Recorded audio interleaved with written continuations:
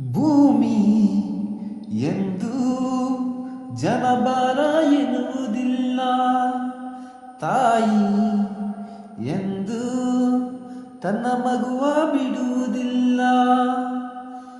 ಇದ್ದು ಸತ್ತ ಹಾಗೆ ಮಗುವ ಬಿಟ್ಟ ತಾಯಿ, ತಾಯಿಗಿಂತ ಎಲ್ಲಿ ದೊಡ್ಡದಿಲ್ಲ ಸ್ಥಾಯಿ.